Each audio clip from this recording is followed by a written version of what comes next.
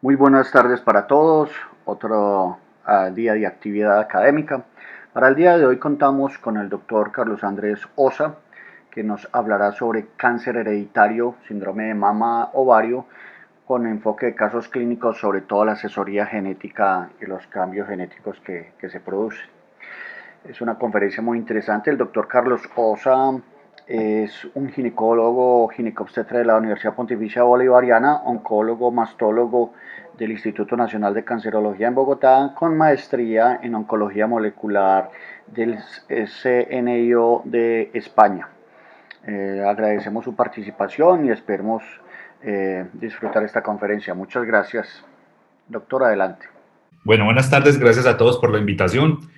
Gracias a todos los que se están conectando de todos lados. Veo gente de Ecuador, gente de Panamá, gente de El Salvador. Qué bueno que haya gente de todo Latinoamérica. Lo que quiero es tratar de hacer un enfoque práctico, lo más sencillo posible de un tema complejo y de lo que se está descubriendo día a día sobre el manejo del cáncer hereditario. ¿Listo? No tengo ningún conflicto de intereses para esta conferencia. He trabajado como conferencista para todas estas instituciones y laboratorios médicos, pero para esta conferencia en especial no tengo ningún conflicto de interés. Tengo limitaciones. Mi primera limitación es que no soy médico genetista, soy un médico ginecólogo con una segunda especialidad en cáncer de mama en el Instituto Nacional de Cancerología, una pasantía en Houston en el MD Anderson y una maestría en cáncer hereditario y genética, realizado en España en el CENIO. Y llevo 10 años pues trabajando con este tema de genética y cáncer hereditario porque me apasiona y porque pues hemos logrado montar una unidad interesante acá en Medellín. Andrés, Entonces, Andrés, sí, discúlpame, ¿puedes pegarte un poco más al micrófono? Que hay gente que me está pidiendo que no escucha bien. ahí me escuchan mejor. Ahí, Pues un poquito más. Trata de estar bien pegado para que no tengamos dificultad. Muchas gracias. ok, listo. Eh, Entonces, este tema del cáncer hereditario es algo relativamente nuevo, ¿cierto?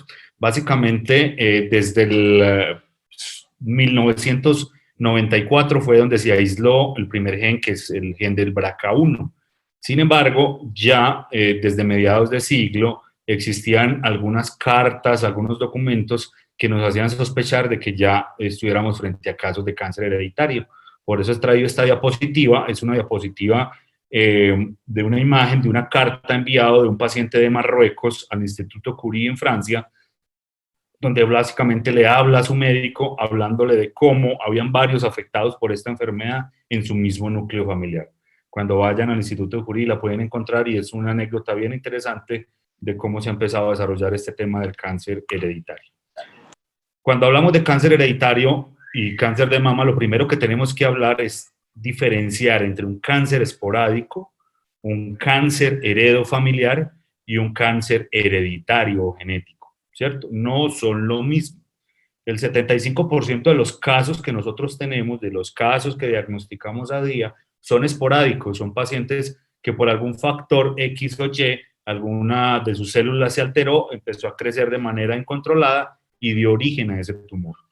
Un cáncer familiar es aquel paciente que tiene una historia en su familia de cáncer, ¿cierto? Que la base mayor, más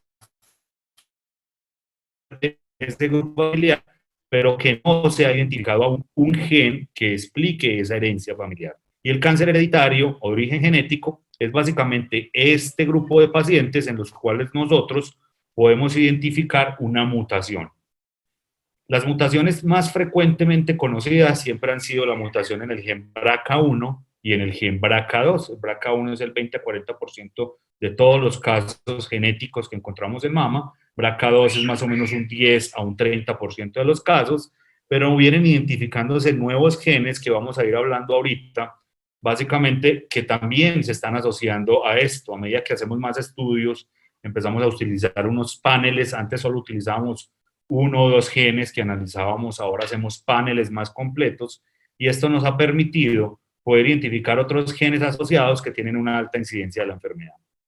Cuando yo tengo una paciente que no ha tenido cáncer de mama, no lo ha tenido, y yo le hago una prueba genética porque tiene un riesgo familiar, y me sale con una mutación en el gen BRCA1 o BRCA2, esta paciente tiene un 50 a un 70% de probabilidad de desarrollarme cáncer de mama para la edad de 70 años, ¿cierto?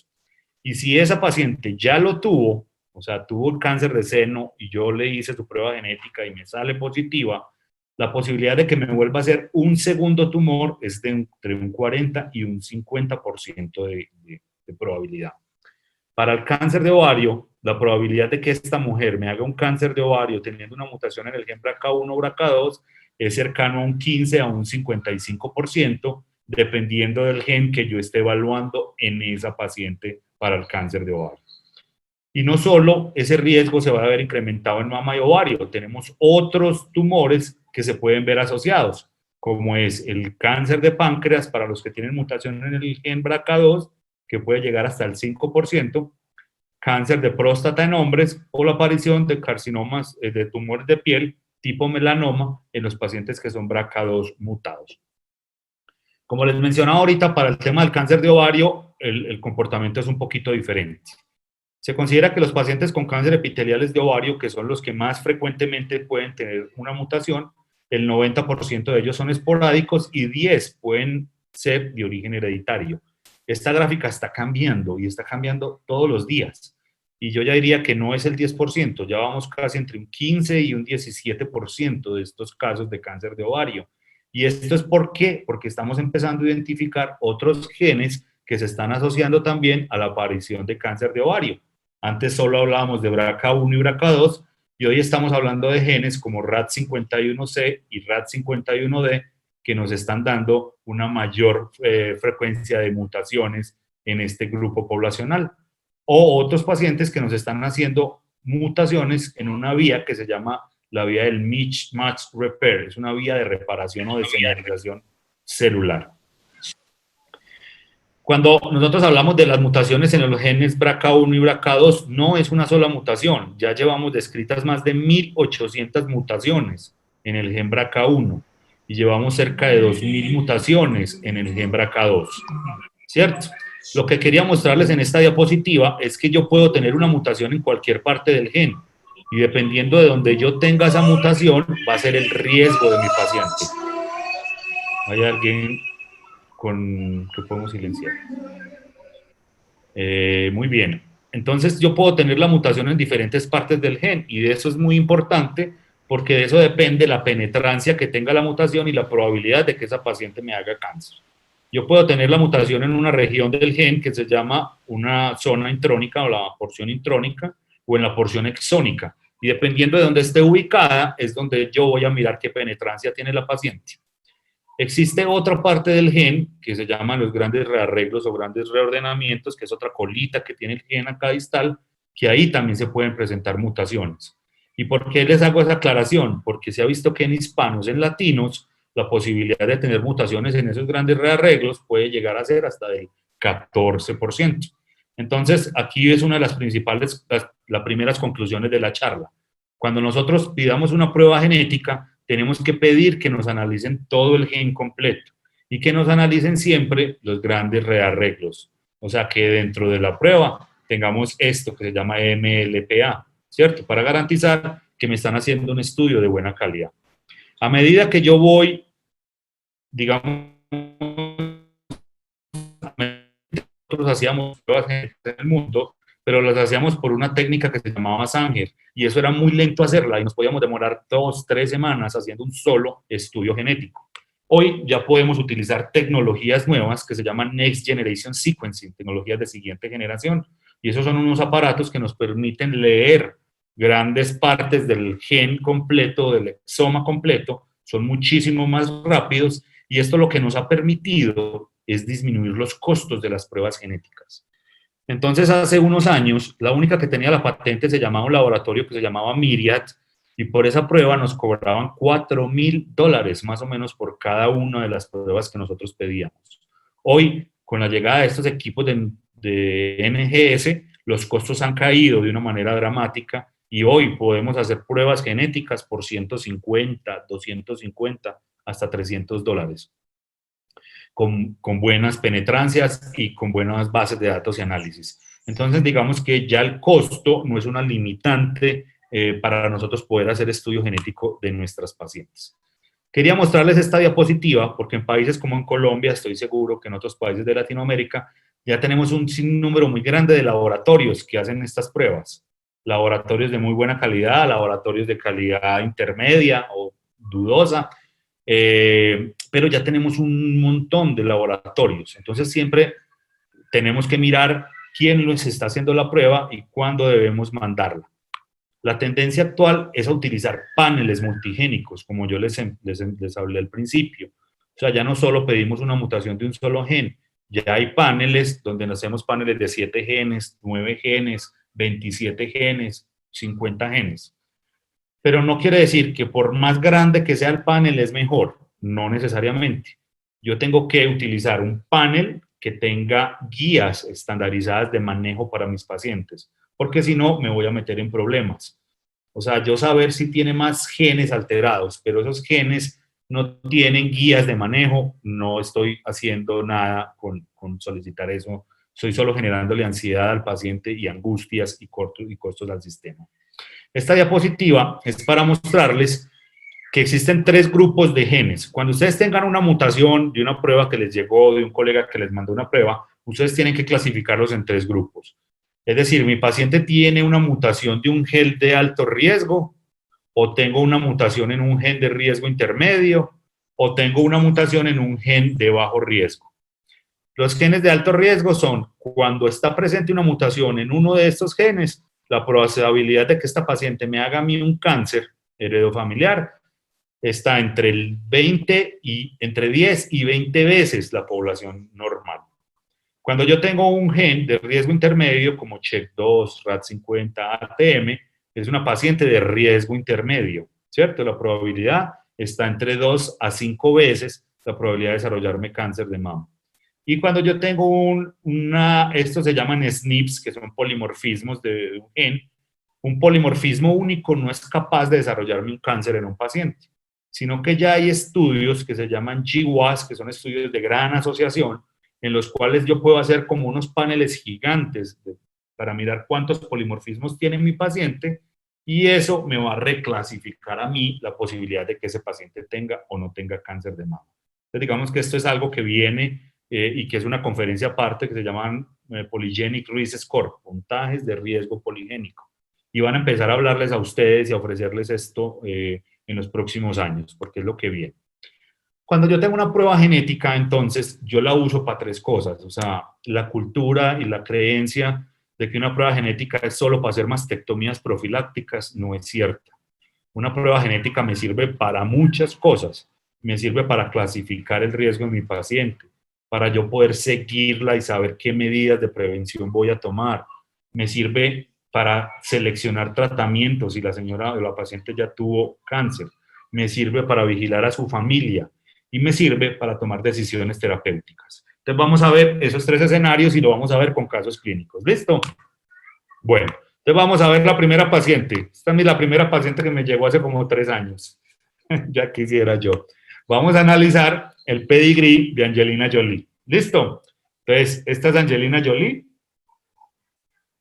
Esta paciente es una paciente de 45 años que tiene 3 hijos, ¿cierto? Es una paciente sana.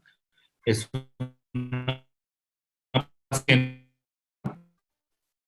y esta paciente tuvo una mamá con un cáncer de ovario. Esta paciente, su mamá falleció por cáncer de ovario en el 2007 y tuvo a su tía, una tía materna, con un cáncer de mama que falleció en el 2013. Y tiene a su abuela que presentó cáncer de mama y falleció por la enfermedad en 1973. Entonces, ¿hay alguna duda de que esta paciente requiera un estudio genético? Es una paciente que tiene un familiar, 2 familiares en primer grado, para ovario y mama, y tiene un familiar en segundo grado. Entonces, su médico le pidió un estudio genético, le pidió un estudio, una prueba, y esta paciente nos salió con una mutación en el gen BRCA1. Ella es BRCA1 positivo. Entonces, ¿qué le vamos a ofrecer a esta paciente? Es una paciente sana, no ha tenido cáncer, con una fuerte historia familiar y una mutación en un gen que se llama BRCA1. Miremos cuál es el riesgo de que esta mujer me haga un cáncer de seno para sus próximos años. Su riesgo de cáncer de ovario en ella es de un 65% y su riesgo de cáncer de mama es casi un 60%. Entonces, por eso, a Angelina Jolie se le llevó primero a una mastectomía profiláctica bilateral y más o menos un año y medio después se le hizo una salpingoforectomía laparoscópica bilateral. Listo, miren los riesgos de Angelina Jolie. Miren los riesgos para la edad de 56 años, casi que están cercanos al 16%, ¿cierto? Entonces, les he hecho hincapié de que es una paciente sana y que no ha tenido cáncer. ¿Por qué les he hecho esa aclaración? Porque hay mucha confusión en el manejo de las pacientes sanas con mutaciones, ¿cierto? Primero, la cirugía no es la única opción. No solo la mastectomía le cabe a esta señora. Le podemos dar vigilancia. Yo la puedo seguir con resonancia magnética anual y mamografía anual. Si la paciente me dice, yo no quiero tomar nada, no quiero operarme, simplemente sígame, doctor. La seguimos con mamo y con resonancia anual. Tiene indicación y hay que hacérselo. ¿Listo? 2, le puedo ofrecer hormonoterapia de prevención. ¿Qué le daríamos? Le daríamos tamoxifeno, que es el más ampliamente estudiado, o le daríamos un inhibidor de aromatasa como anastrozol, si ella lo desea. ¿Listo? Si esta misma paciente es una paciente sana, pongámosla de 36 años, no tiene paridad satisfecha, pero no quiere operarse, ¿puede usar anticoncepción en esta paciente? La respuesta es sí, ¿cierto? Tiene una evidencia fuerte de que su riesgo es muy alto y se debe operar, pero si esta paciente no quiere ninguna de las medidas anteriores, se quiere vigilar y no quiere quedar en embarazo, yo le puedo dar anticoncepción hormonal, no tendría problema. ¿Listo? Y el otro punto que es muy importante es que si yo a esta paciente la llevo a una cirugía profiláctica mamaria y una salpingoforectomía, yo a esta paciente le puedo dar terapia de reemplazo hormonal, que ese es otro tema que yo veo que hay una falencia en el grupo de ginecología. Y es que le dicen, no, usted tiene una mutación genética, ni riesgos, usted no puede tomar terapia de reemplazo hormonal.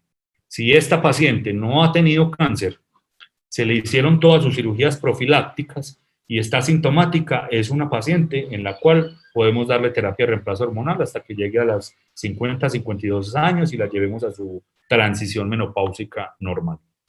Esta diapositiva es porque si yo voy a llevar a una paciente a una salpingoforectomía profiláctica porque tiene una mutación en el gen BRCA, esta mujer yo tengo que tener unas precauciones adicionales. Primero, le debo informar a mi médico patólogo que voy a operar a una paciente con una mutación BRCA. ¿Por qué? Porque estas pacientes tienen riesgo no solo de hacernos el cáncer en el ovario, sino en la trompa y en el peritoneo. Entonces, los patólogos tienen que tener un protocolo especial de corte más seriado, más pequeños, más cuidadosos, para descartarnos un segundo primario en esta paciente. Y segundo, debemos tratar de sacar la mayor cantidad de peritoneo y anexo en la paciente que sea posible. Entonces, es una cirugía que no es la salpingoforectomía bilateral tradicional que podamos hacer. Debe ser un poco más agresiva. Este es el segundo caso. Esta es otra paciente. Es una paciente sana también. Es una paciente de origen asiático que vive en Aruba, en Curazao, y que viene a Colombia, a Medellín, a hacerse sus seguimientos. Esta paciente va donde su ginecóloga la evalúa, le hace todos sus chequeos, y esta paciente desea conocer cuál es su riesgo de desarrollar cáncer de mama. Entonces, esta es la paciente que está probando, la paciente que yo evalúo. Esta paciente tiene 2 hermanos y tiene a su mamá que tuvo cáncer de mama a los 49 años, ¿cierto? Y tuvo a su tía que presentó un cáncer de colon a los 54 años. Y su abuela tuvo un cáncer de mama a los 32 años, ¿cierto? Entonces, como podemos ver, es una paciente sana con un núcleo familiar alto, grande, que tiene 2 familiares en primer grado y uno en segundo grado con cáncer a edades tempranas. ¿Tiene indicación de estudio genético? La respuesta es sí. Le hacemos la prueba genética y nos llega el resultado. Esta paciente es portadora de una mutación en otro gen. Entonces recuerde lo que les expliqué ahorita. Bueno, tengo que mirar qué gen es, si es alto riesgo, riesgo intermedio o bajo riesgo. Es una mutación en PALB2. Este es un gen ¿qué? De alto riesgo. ¿Listo? Entonces, el estudio genético me habla de que la mutación es patogénica y vamos a mirar cuál es el riesgo de esta paciente. Esta paciente es una mujer de 43 años con una mutación en el gen PALB2 que tiene un riesgo de desarrollarme cáncer de mama de un 43% para los próximos años, ¿cierto? Un riesgo muy alto. Y tiene un riesgo de desarrollar cáncer de páncreas también por la mutación en este gen específico. Este es el riesgo. Esta paciente para la edad de 60 años tiene un riesgo casi del 3% de desarrollar cáncer de páncreas. Entonces es una paciente que yo debo también empezar a vigilar para esta patología. Y aquí hay un elemento importante. ¿Se acuerda que les mencioné que había tenido cáncer de colon en su familia? Entonces, esta paciente con esta mutación tengo que empezar a vigilarla para la presencia de cáncer de colon también. Entonces, miren, ¿para qué me sirve a mí este estudio en esta paciente? Primero, para tomar medidas profilácticas en esta paciente. Esta paciente va a ir a una mastectomía profiláctica bilateral, pero yo tengo que estudiar el resto de su familia. ¿A quiénes debo hacer el estudio genético? A su hermano. Tiene un hermano hombre de 43 años, dos hermanos hombres, ¿cierto? Esta que es su tía, tuvo cáncer, tiene dos hijos, ella ya falleció, pero tiene dos hijos que están en alto riesgo, tiene una posibilidad cercana al 50% de tener esta misma mutación. Esta mujer tengo que cuidarla, tengo que llamarla y pedirle que se realice su estudio genético. Entonces miren cómo un estudio genético, y esto especialmente para todos los ginecólogos que hacen medicina preventiva, me sirve no solo para esta paciente, sino para su núcleo familiar. Selección de tratamientos. Entonces miremos este caso. Este es otro caso bonito. Esta ya es una paciente que es una historia triste, 35 años en embarazo, y llegó con un nódulo mamario. Tenía ya casi 32 semanas de embarazo. Le verificamos el nódulo, le hicimos biopsia y salió con un cáncer de mama. Se le hizo los marcadores y resultó ser un cáncer de mama triple negativo a los 35 años. Cuando miramos la historia de esta paciente, encontramos que su mamá había tenido cáncer de mama a los 50 años y el cáncer de su mamá había sido también triple negativo. Entonces, ya esta paciente, solo por ser menor de 50 años con cáncer de mama, tiene indicación de la prueba, pero adicionalmente su mamá lo tuvo. Y tiene otra indicación, es que tuvo un cáncer de mama triple negativo. Entonces, en esta paciente le pedimos la prueba, le hacemos la prueba y esta paciente me salió con una mutación patogénica en BRCA1, ¿cierto? Tiene otras cosas que se llaman variantes de significado incierto, pero no vamos a hablar hoy de eso. Pero tiene esta, que es una variante patogénica. Entonces, una paciente de 35 años con un cáncer de mama con una mutación en el gen BRCA1.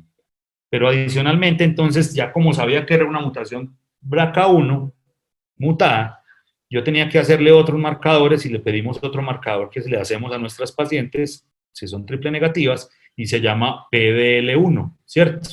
Y esta paciente también me salió positivo. ¿Cuál es la historia de esta paciente? La historia final es que haberle hecho este estudio genético me está abriendo puertas para darles nuevas opciones de tratamiento, porque sabemos ya que hay moléculas, terapias nuevas, terapias dirigidas, que se llaman inhibidores de la PARP, que bloquean esta vía de la mutación del BRCA1. Entonces, esta paciente que ya terminó neoadyuvancia y que ya operamos, es una paciente que la vamos a montar en un inhibidor de la PARP. Y ingresa, le vamos a poder dar otra terapia biológica como un anti-PDL1 en esta paciente. Y lo otro es que esa misma paciente vamos a poder estudiar, necesitamos estudiar a su hermana. Esta es una hermana menor que podemos salvar de alguna manera, por así decirlo, porque si esta paciente está mutada, que tiene una posibilidad de un 50% de estarlo, esta paciente pues podemos tomar medidas profilácticas antes de que nos desarrolle un carcinoma. Muy bien. Tercer caso. Esta es una paciente que me consulta, había tenido un cáncer de seno a los 54 años, se operó, listo, le dieron su tratamiento, su hormonoterapia y nadie más le hizo absolutamente nada. Y a los 63 años vuelve y hace un segundo primario, esta señora. Cuando a esta señora la veo, yo no la conocí en el tumor primario, la veo para su segundo tumor, empiezo a preguntarle por su familia y hacemos el pedigrí de esta familia. Oh, sorpresa, miren la carga de enfermedad que tiene esta paciente en su familia. Esta paciente, por línea paterna, tiene una alta incidencia de melanoma y nadie la habían visto, médicos generales, ginecólogos, la había visto oncólogos clínicos, y nadie la había enviado a genética y nadie había evaluado todo este núcleo familiar de esta carga de la enfermedad que tenía esta paciente. Resulta que esta paciente tenía una mutación en el gen BRCA2 que nos estaba asociando a todo este núcleo familiar. Ahora estamos empezando a trabajar estos pacientes para hacerle consejería y poder definir qué podemos hacer para reducir el riesgo de la población. Y el tercer escenario para el cual yo puedo pedir pruebas genéticas en oncología es para definir opciones de tratamiento. Entonces, miren esta historia. Esta es otra paciente, es una paciente de 31 años que la remitió a ortopedia oncológica, porque esa paciente había tenido un tumor en el brazo, una lesión de tipo sarcomatosa, un leiomiosarcoma del antebrazo. Entonces, cuando le estaban haciendo todos los exámenes, le encontraron un nódulo en el seno al mismo tiempo. Nos la remitieron, nosotros la evaluamos, le tomamos biopsia y la biopsia del tumor de la mama salió un tumor filoides de alto grado, o sea, un tumor también sarcomatoso. Entonces no sabíamos si era que este leiosarcoma del brazo había hecho metástasis en la mama o eran dos tumores primarios diferentes. Entonces esta paciente, cuando miramos sus antecedentes, encontramos que ella tenía dos hijos, un hijo que había fallecido a los 5 años con un tumor suprarrenal y una niña de 12 años que estaba sanita. Entonces, mira, aquí ya hay un antecedente importante.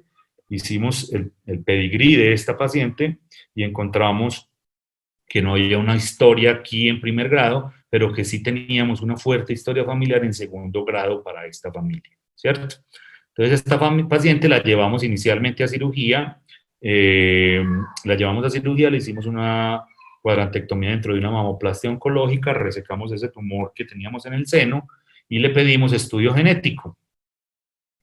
Y después esa paciente llega a su estudio genético.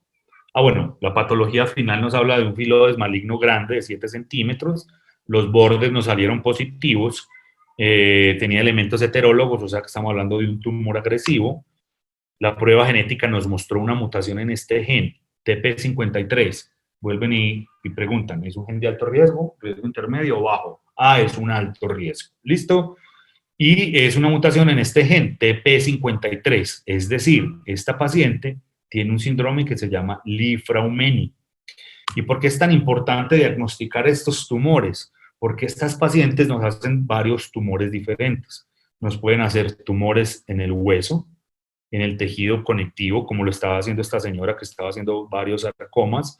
Nos puede hacer tumores cerebrales, páncreas, mama o colon. O sea, en todos los tejidos, digamos que puede generar diferentes tumores, ¿cierto? Entonces, ¿qué pasa con estos tumores? Los pacientes que tienen mutación en el gen TP53 son pacientes que pueden hacer tumores radioinducidos. O sea que yo a una paciente con este tumor, que tenga tumores en TP53, no los debo irradiar con rayos X ni con tomografías. Y eso es muy importante. Entonces, ¿cuántas pacientes con estos tumores se nos pueden haber pasado? Muchos. Segundo, estas pacientes nosotros debemos empezar a seguirlas con resonancia corporal total para descartar tumores. Y como no es recomendado darle radioterapia, esta paciente yo la debo llevar a una mastectomía profiláctica, una mastectomía terapéutica en este caso. Muy bien, hasta ahí llegamos con la primera parte de los casos. Quiero empezar a hablarles un poquito de lo que es ancestría, de lo que ha pasado en Latinoamérica. Este es un estudio que publicamos en el año 2016 en The Oncologist, y es un estudio que queríamos analizar en toda Latinoamérica cómo estábamos frente a la posibilidad de tener mutaciones en los genes BRCA1 y BRCA2 y qué poblaciones estaban estudiados. Los países que estaban en blanco eran los países que no tenían estudios todavía reportados de mutaciones. No es que no tuvieran las mutaciones, es que no habían sacado sus estudios aún, y que es importante poder realizarlos y poder caracterizar cada uno nuestra población. Nadie en el mundo va a hacer este trabajo por nosotros. y nosotros tenemos que caracterizar a nuestros pacientes para definir el riesgo que debemos ofrecerle. Esto es mucho más que mamografías y ecografías. Y el segundo concepto que quería hablarles es de ancestría. ¿Qué es la ancestría? La ancestría es poder saber de dónde vengo yo y cuál es mi historia evolutiva a través de la información que me generan los genes, ¿cierto? Y esto es importante para esclarecer las enfermedades que puede tener un grupo poblacional. Entonces, Colombia, por ejemplo, es un país donde migraron, la historia de los mestizajes y las migraciones es que nuestra población europea entró por el Caribe y empezaron a hacer asentamientos en Bucaramanga, y entraron hacia Medellín, hacia la región central de Colombia, y alguna población afro entró por Cartagena entre el siglo XVI y XVIII y migró hacia la región costera del Urabá antioqueño y de la región pacífica, incluyendo Cali y esta región, que es una zona que tiene un componente afro bastante importante. Colombia se divide desde el punto de vista cultural y regiones geográficas en 4 grandes regiones: región andina, región caribe, región orinoquía, amazonía y pacífica. ¿Y esto por qué es importante? Porque nuestra ancestría, nuestro componente ancestral es el que nos dice qué carga de enfermedades nosotros podemos tener y cómo se comporta la genética. Entonces, la pregunta, ¿qué tan indígenas somos nosotros? ¿Cierto? Si miramos este mapa, la ancestría americana está más hacia la región de los llanos orientales. Aquí hay más componente amerindio en el resto del país, ¿cierto? ¿Qué tan africanos somos? Es decir, toda la parte ancestral nuestra, afro, está en la región costera del Pacífico, como les mencioné, y parte en la región, por ejemplo, de la Guajira. En la región central nuestra es muy poco. Este es un proyecto muy bonito que se llama el proyecto Chocogen, que es un proyecto donde unos estudiantes de genética del Chocó viajaron a Inglaterra y analizaron la genética de la población chocuana. Y miren cómo el 82% de los genes de la población chocuana son componente afro y tienen solo un 16% de componente europea. ¿Y esto por qué es tan importante? Bueno, y este es el componente europeo. La ancestría europea, básicamente nosotros como colombianos, está en el centro del país, está en los Santanderes y está en la parte de la región andina y en Bogotá, en esta zona central, ¿cierto? Se dice que nosotros en esta zona central tenemos casi un 70, un 75 de componente ancestral europeo. ¿Y por qué les hablo esto? Es básicamente porque a mayor componente ancestral europeo tenga yo, mi riesgo de cáncer de mama es mayor, ¿cierto? Por cada 25% de incremento en la ancestría europea que yo tenga, mi riesgo de cáncer de mama se me puede incrementar hasta un 20%. Este es un estudio desarrollado por la doctora Laura Fellerman en Estados Unidos en población hispana. Entonces, aquí, digamos, se puede explicar cómo la distribución genética nuestra puede tomar un papel importante en el comportamiento de la enfermedad para nuestro grupo poblacional. Estas son las guías que estoy seguro que todos conocen de cuáles son las indicaciones para yo poder pedir un estudio genético en una paciente con cáncer o con sospecha de cáncer de mama, ¿cierto? Con un antecedente familiar. No me las voy a leer todas, básicamente, ¿qué es importante? Si yo tengo una paciente con un diagnóstico de cáncer de mama antes de los 45 años, debo pedirle un estudio genético. Si tengo una paciente menor de 60 años con un cáncer de mama triple negativo, debo pedirle estudio genético. Si tengo una paciente que tenga ancestría judía askenazi, tenido un cáncer de una paciente que debo pedirle estudio genético. Muy bien. ¿Qué hemos hecho nosotros en Colombia entonces? Desde el año 2007 ya hay trabajos que han tratado de identificar las mutaciones nuestras y los genes de nuestra población. Este es un estudio de la doctora Diana Torres en el 2007 que mostraba cuáles eran las mutaciones más frecuentemente encontradas en un grupo poblacional del centro del país, ¿cierto? Esta misma doctora logró identificar que algunas de esas mutaciones no solo estaban en el centro del país, que había una mutación que era esta, la 3450 del 4, que era de origen judía, que la estábamos encontrando en algunas otras zonas de la región Caribe y que la encontrábamos en todo el altiplano cundiboyacense también. Describió este gran rearreglo que se ha descrito en varias pacientes de la población colombiana Y miren este fenómeno tan interesante. Estos son unos datos del doctor Justo Laya en Neiva. El doctor Justo Laya ha empezado a trabajar su población y a tratar de caracterizar sus pacientes, y entre el año 2008 y 2012 ha evaluado más de 223 pacientes con cáncer de mama, les ha hecho prueba genética y encontró una mutación que tiene efecto fundador, esta mutación, y la ha encontrado en 88 pacientes de ese mismo núcleo en Neiva. O sea, el 13% de todos los pacientes que él ha evaluado en ese grupo poblacional tienen esta mutación. Entonces eso hace el trabajo de él muy valioso y poder extender esos estudios al resto de la población que lo ha desarrollado. Estos son los datos que él me comparte de lo que ha logrado identificar, de su trabajo, de cómo ha continuado y de las otras mutaciones que ha logrado identificar. Esta doctora, la doctora Rodríguez, una ginecóloga oncóloga, hizo un trabajo muy interesante sobre mutaciones BRCA1 y BRCA2 en cáncer de ovario en Colombia. Este es un estudio publicado en el 2012. Y miren, vuelve y encuentra la mutación que ya estaba descrita desde el 2007. Esta mutación, la 3450 del 1, ha sido la más frecuentemente encontrada en nuestro grupo poblacional. El grupo del country también ha empezado a identificar un número de mutaciones importantes en nuestro grupo poblacional. Entonces, lo que quiero mostrarles con estas diapositivas es que esto no es tan raro, sino que nosotros no lo buscamos. Si nosotros no lo buscamos, no pedimos las pruebas o no remitimos los pacientes para valoración de riesgo, pues no vamos a poder identificarlas en nuestros grupos poblacionales. En Norte de Santander y en Santander, estos dos doctores han también trabajado de manera muy juiciosa este tema y han logrado identificar un número importante de mutaciones, ¿cierto?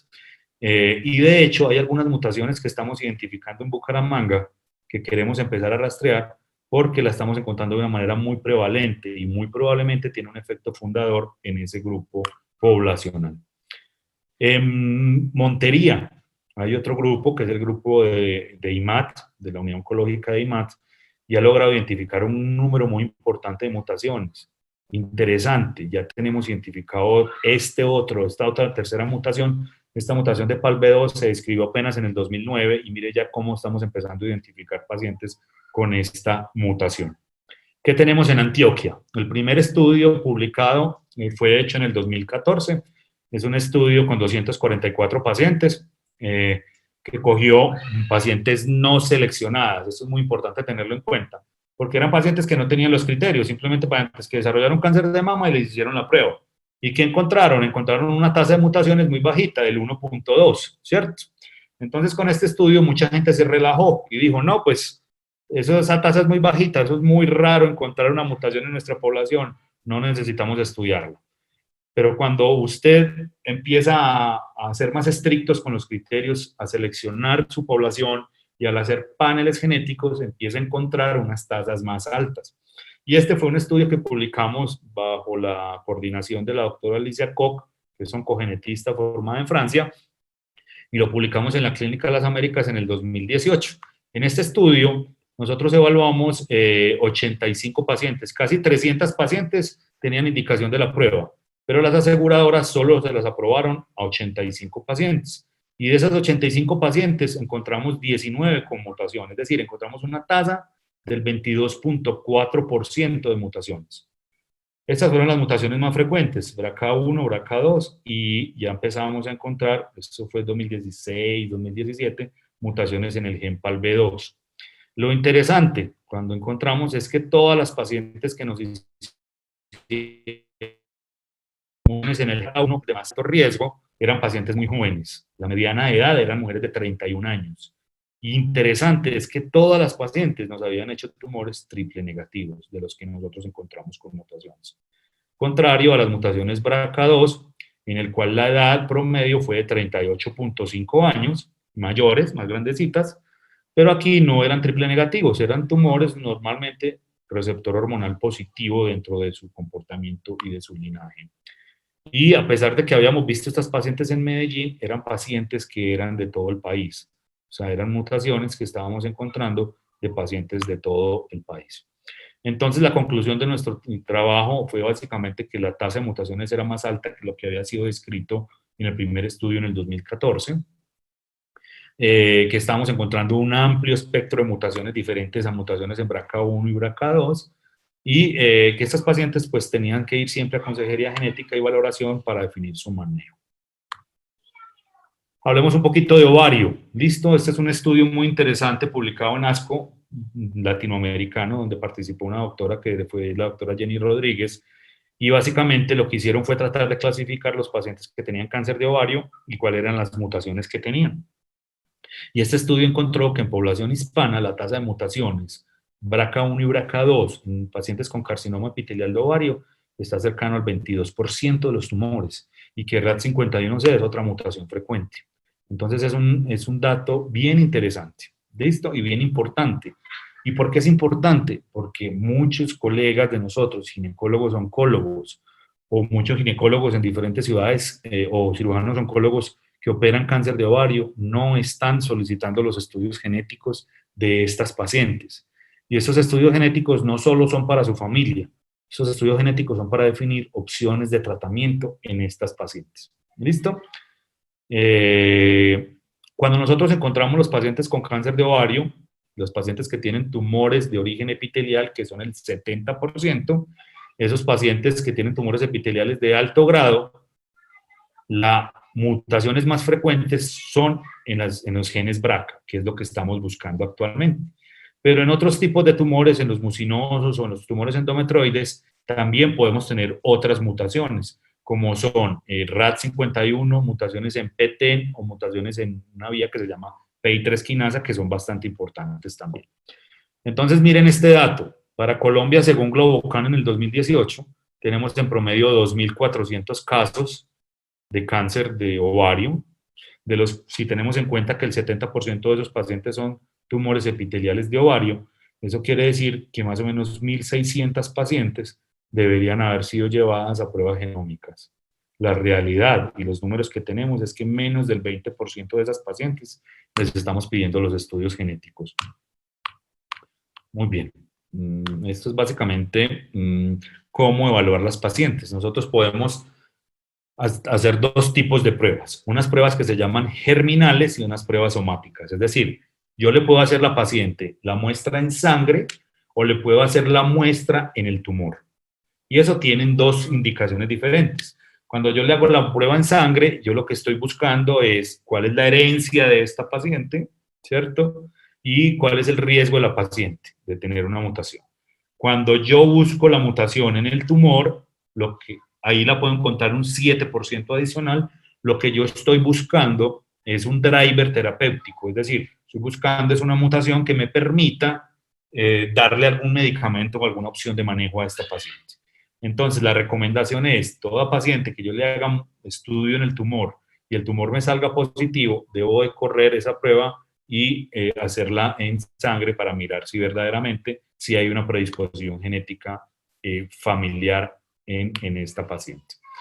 Este es el último caso que tengo y que les quiero compartir. Es una paciente que a los 53 años había presentado un cáncer de mama, había sido manejada en Bogotá, se había operado, se le había dado su manejo hormonal, y esta paciente posteriormente al año y medio desarrolla un melanoma. Esta paciente es tratada, ya tenía dos primarios diferentes, hacemos todo su pedigrí, no tenía una fuerte historia familiar, ¿cierto? Por el lado materno, tenía una historia de cáncer de mama, de colon a los 75 y un cáncer de ovario a los 50, pero por haber tenido sus dos casos, y oh sorpresa, no sale positiva para una mutación en este gen, que se llama PMS2. Esto es un gen de la vía de la recombinación homóloga y que básicamente se asocia a un síndrome de Lynch. Recuerden que las pacientes con síndrome de Lynch son las pacientes que nos hacen cáncer de endometrio, nos hacen cáncer de colon, nos pueden hacer cáncer de mama y nos hacen melanoma, ¿cierto? Entonces son pacientes que tienen un espectro tumorales muy grandes que también tenemos que identificar, ¿cierto? Entonces miren cuál es el riesgo de esta paciente a los 53 años de desarrollarme un cáncer de colon, casi de un 16%, y su riesgo de cáncer endometrial es casi un 12%, ¿cierto? Este es el riesgo poblacional que tiene esta paciente. Entonces es una paciente que yo debo empezar a seguir de una manera más estricta y empezar a vigilarla para otros tumores. En conclusión, nosotros no diagnosticamos lo que no conocemos, ¿cierto? Tenemos que sospecharlo y si no sabemos, pues por lo menos remitirla a quien sí sepa o a que nos apoye. La genética y la genómica tumoral llegaron para quedarse, o sea, ya hacen parte de nuestro armamentario, ya están codificadas en guías, el sistema de salud lo está atendiendo en la mayoría de casos, y si no, pues por lo menos hay muchos pacientes que pueden ya cubrir una prueba genética que vale 800.000 pesos o que vale $300. Las pruebas moleculares nos están ayudando a nosotros a seleccionar la terapia correcta en el paciente correcto, con menores toxicidades. Tenemos que desarrollar un recurso humano para que aprenda a interpretar estas pruebas, biólogos moleculares, genetistas, que nos permitan trabajar esto. Y muy importante es que necesitamos a ustedes como ginecólogos, que son parte fundamental en la identificación de los pacientes, en el manejo, en los seguimientos, que estas pacientes sean derivadas, que sean consultadas, que puedan tener información, que lean fuentes confiables para poder clasificar sus riesgos. Muy bien, esto por ahora. Muchísimas gracias por la compañía y nos vemos mañana en otra interesante conferencia. Muchas gracias.